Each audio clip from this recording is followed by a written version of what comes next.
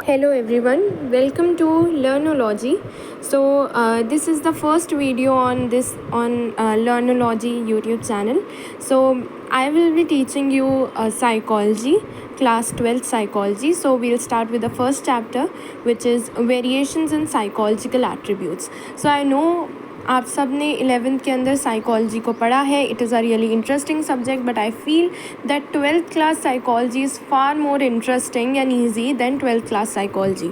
So let's get started. So first of all, इस chapter के अंदर मेनली हमें बताया गया है what are the various psychological attributes, particularly focusing on intelligence, which is one of the psychological attribute. So we'll start with it. So individual, I'll tell you some of the important keywords also, and also the questions that have been asked in board exams and which can be asked in board exams. Okay, so individual differences in human functioning. So individual differences, so we know, see ये जो black से लिखा हुआ है bold letters में, these are important.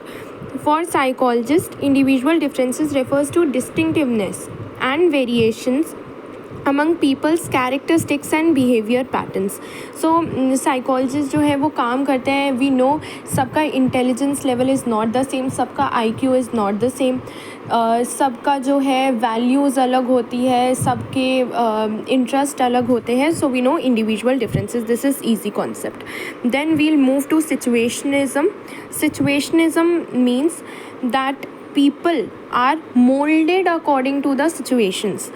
Like the situationist perspective view human behavior relatively more as a result of influence of external factors. Like हमें पता है कि हम सिचुएशन के हिसाब से मोल्ड हो जाते हैं.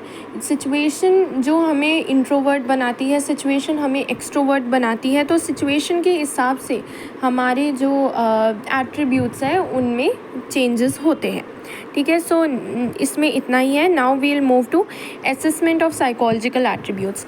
So assessment is the first step of understanding psychological attribute. Assessment refers to the measurement of psychological attributes of individuals and their evaluation, often using multiple methods in certain standards of comparison. So we know that assessment का मतलब होता है कि आप किसी भी psychological attribute को समझ रहे हैं. आप साइकोलॉजिकल, वी नोस ये जो असेसमेंट की टेक्निक्स है ये अभी हम आगे पढ़ेंगे. Various case study and psychological test, इनके बारे में हम पढ़ेंगे. एंड असेसमेंट जो है, जब आप लोग भी साइकोलॉजिस्ट बनेंगे तो असेसमेंट बहुत स्टेजेस के अंदर काम आता है.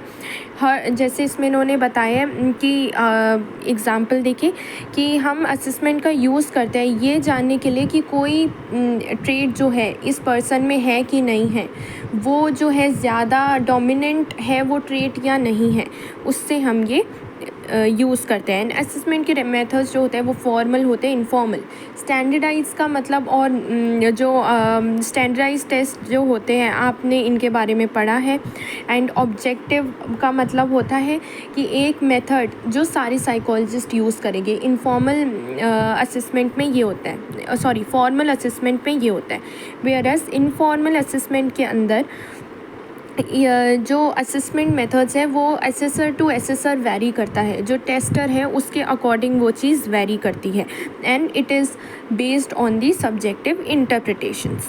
ठीक है, now we will move to, इसमें इतना ही है. Now we will move to, ये एक साइकोलॉजिकल असेसमेंट की डेफिनेशन है चिल्ड्रन, तो you should learn this.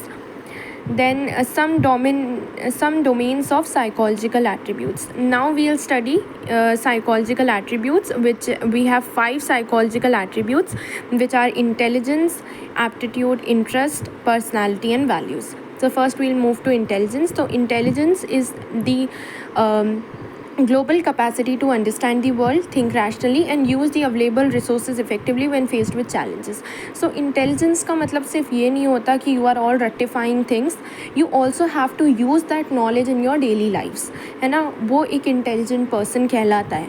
Then जो rationally use करना, उनको अपनी daily life problem से deal करना, what this makes an intelligent individual. Then we'll move to aptitude. Aptitude is individuals underlining potential for acquiring skills.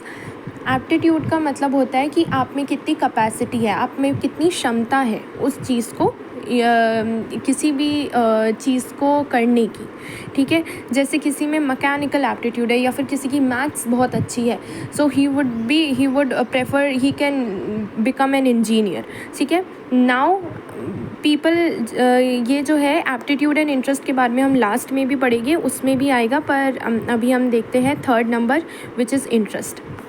Interest is an individual's preference for engaging in one or more specific activities relative to others. So interest का मतलब हमें पता ही है कि हमें हो सकता है म्यूज़िक ज़्यादा पसंद हो, हमें डांस ज़्यादा पसंद हो, हमें स्विमिंग ज़्यादा पसंद हो, तो दीज कुछ एक्टिविटीज़ में हमें इंटरेस्ट होगा. बट क्या उस चीज़ को करने का एप्टीट्यूड है, ये एक चीज़ क्वेश्चन वाली बन जाती है.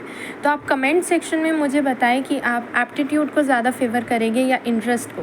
एंड ये जो है मैं लास्ट में जाके आपको इसका आंसर भी बताऊंगी जब हम चैप्टर के लास्ट में इंटरेस्ट एंड एप्टीट्यूड के बारे में पढ़ेंगे. So I will also tell you, but please आप खुद से भी सोचें and what you think would be better, interest और aptitude for choosing your career paths. Then we'll focus, fourth is the personality. Personality refers to relatively enduring characteristics of a person that makes him or her distinct from others. We know सबकी अलग अलग personality है. Someone is dominant, someone is submissive, someone is outgoing, someone is withdrawn, someone is moody, someone is emotionally stable. So सबकी अपनी अपनी personality होती है. ठीक है. Values are enduring beliefs about an ideal mode of behavior. A person having a value sets a standard for judging his or her actions in life and also for judging others. So we know कि सबके कुछ ना कुछ moral standards होते हैं, values होती है life में. Like मेरी ये मैं बताऊँ तो मेरी ये value है that I want that the other person speaks the truth. तो ये जो मेरी truth है, ये मैं इसको खुद पे भी जज करती हूँ इससे लेके, एंड ऑल्सो ये ट्रुथ वाली जो क्वालिटी है ये मैं देखती हूँ कि और भी इन और लोगों को भी कि कितने वो ट्रू है, उन पे मैं उनको जज करती हूँ. तो ये एक मेरा वैल्यू असेसमेंट का वैल्यू असेस मैं करती हूँ. ठीक है, तो वैल्यूज़ का मतलब यही होता है कि एक पर्सन की क्या वैल्यूज़ है जिससे वो खुद को जज करे एंड दूसरों को भी जज करे. So these are the 5 domains of psychological attribute which are intelligence, aptitude, interest, personality and values. Now we'll move to assessment methods. Psychological test. Psychological test is an objective and standardized measure of an individual's mental and behavioral characteristics.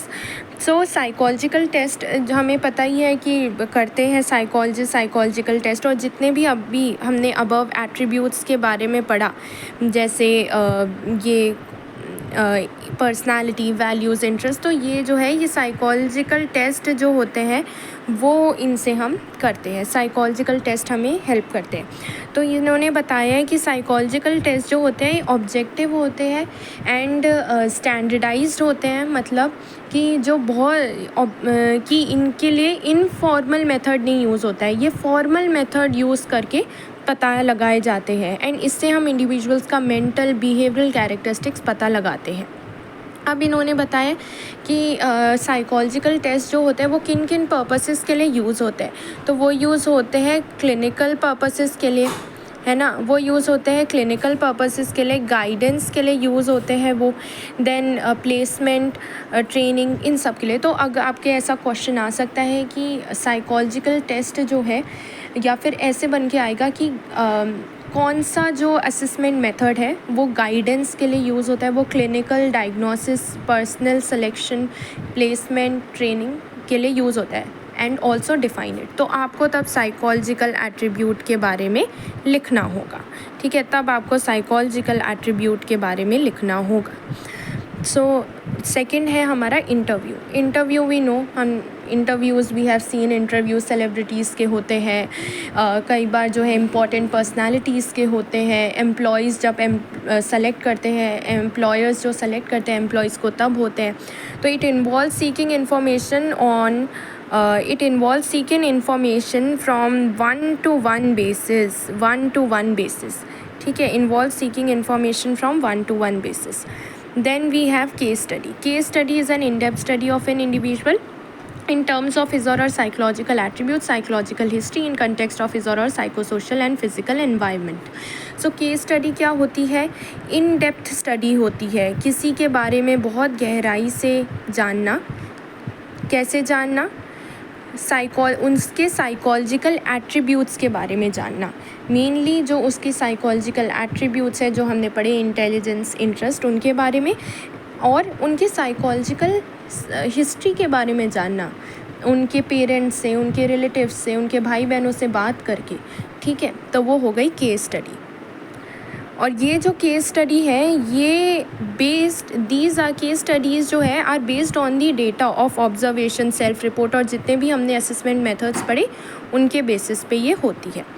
Then we'll move to observation involves employing systematic, organised and objective procedures to record behavioural phenomena occurring naturally in real time. तो बच्चों ये आपको सबकी definitions याद करनी है because these are generally asked. And systematic, organised and objective को आप स्पेशली हाईलाइट करें, अंडरलाइन करें and use these terms when you are writing the definition because these are important. This is what makes you score 100 on 100 in psychology, ठीक है। तो observation का मतलब होता है कि आप किसी का बिहेवियर ऑब्जर्व करें। Like I am a psychologist, तो I would be observing some my clients behaviour and उसको पता नहीं होना चाहिए कि आई एम देयर, ठीक है, ताकि मैं उसका जो उसका जो नेचर है, उनका नेचुरली उनका क्या, कैसे वो बिहेव करते हैं, वो मैं पता लगा पाऊँ। सो उसको कहते हैं हम observation. And it requires a rigorous training, है ना। जैसे अब इन्हें बताएं मदर चाइल्ड इंट्रैक्शन, तो आप ये एग्जांपल ईजी करके आप लिख सकते हैं एग्जांपल के तौर पे कि मदर चाइल्ड इंटरैक्शन।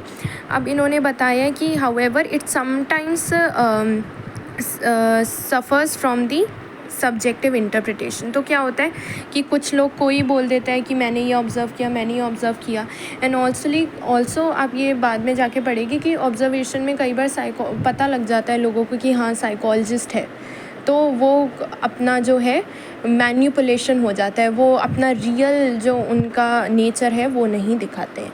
तो this is also one of the limitation, ठीक है। तो एक ये सब्जेक्टिव इंटरप्रिटेशन हो गया। देन आपका यहाँ पर आ जाता है self report. Self report is a method in which person provides factual information about himself और हरसेल्फ। तो इसके अंदर फैक्चुअल इन्फॉर्मेशन पर्सन प्रोवाइड करता है, जो उनसे पूछते हैं कि आपके ओपिनियंस क्या है, इस पर आपका बिलीव्स क्या है, वो ये बताते हैं, तो उनसे ये निकलवाते हैं। सो चिल्ड्रन आज हम दिस वीडियो में हम इतना ही पढ़ेंगे एंड इंटेलिजेंस से हम नेक्स्ट वीडियो में पढ़ेंगे। सो आप ये असेसमेंट मेथड्स पे बहुत क्वेश्चंस आते हैं, जो भी चीज़ें पॉइंट्स के अंदर हैं उन पे क्वेश्चंस आते हैं। लाइक कोई से भी 2 असेसमेंट मेथड्स पूछ लिया या कोई से भी 2 साइकोलॉजिकल एट्रीब्यूट्स पूछ लिया, तो इस पर आता है। सो इंटेलिजेंस से हम नेक्स्ट वीडियो में कंटिन्यू करेंगे। सो बाय एंड कीप लर्निंग।